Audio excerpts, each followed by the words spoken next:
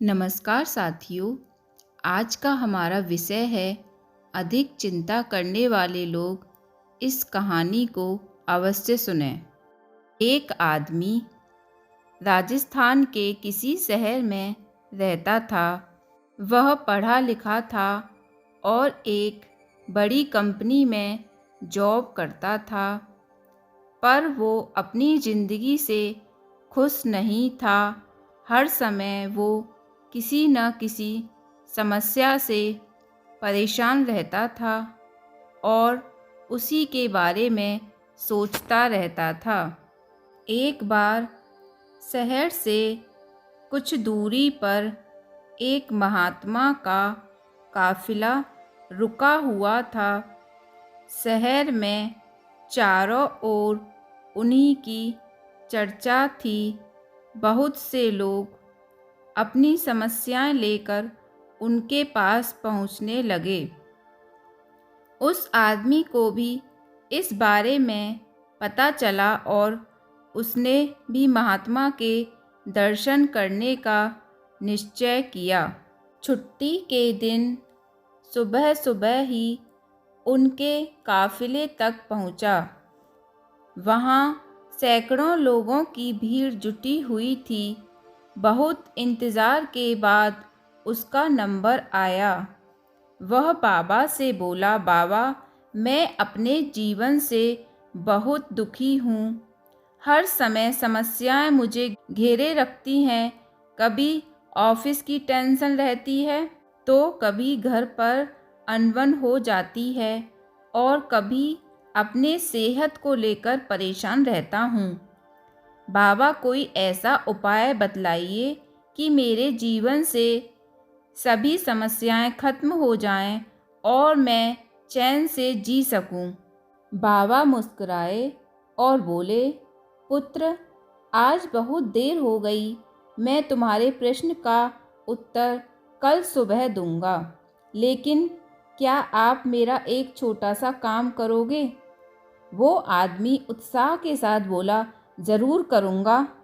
देखो बेटा, हमारे काफिले में 100 ऊँट हैं और इनकी देखभाल करने वाला आज बीमार पड़ गया है।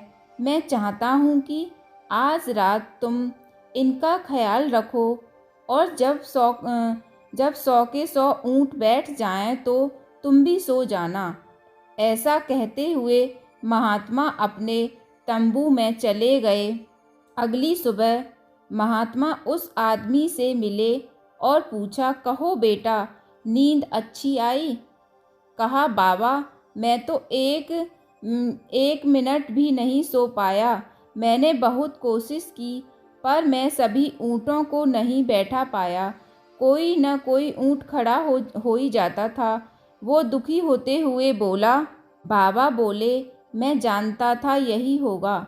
आज तक कभी ऐसा नहीं हुआ कि ये सारे ऊँट एक साथ बैठ जाएं। आदमी नाराज़गी में बोला, तो फिर आपने मुझे ऐसा करने को क्यों कहा?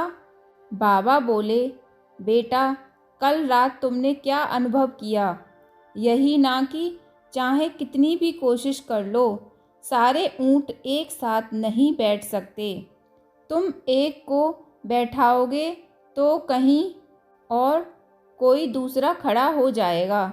इसी तरह तुम एक समस्या का समाधान करोगे तो किसी कारणवश दूसरी समस्या खड़ी हो जाएगी। पुत्र, तब जब तक जीवन है यह समस्याएं तो बनी ही रहती हैं, कभी कम तो कभी ज़्यादा। आदमी की जिज्ञासावश पूछा, तो हमें क्या करना चाहिए? इन समस्याओं के बावजूद जीवन का आनंद लेना सीखो। कल रात क्या हुआ? कई ऊँट रात होते होते खुद ही बैठ गए।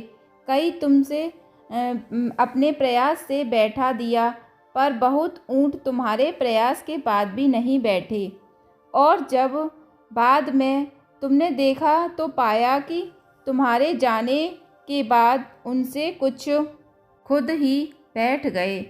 कुछ समस्याएं भी ऐसी हो जाती हैं कि कुछ तो अपने आप ही खत्म हो जाती हैं और कुछ तुम अपने प्रयास से हल कर लेते हो और कुछ तुम्हारे बहुत कोशिश करने पर भी हल नहीं होती।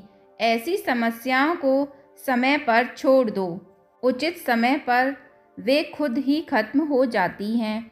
और जैसा कि मैंने पहले कहा, जीवन है तो समस्याएं बनी रहेंगी, पर इसका ये मतलब नहीं कि तुम दिन रात उन्हीं के बारे में सोचते रहो। ऐसा होता तो ऊँटों की देखभाल करने वाला कभी सो नहीं पाता। समस्याओं को एक तरफ रखो और जीवन का आनंद लो। चैन की नींद सो।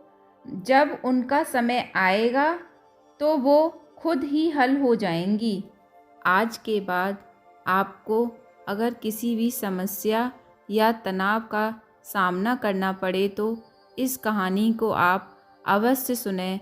इस कहानी को सुनने से आपकी समस्या खुद पे खुद हल हो जाएगी।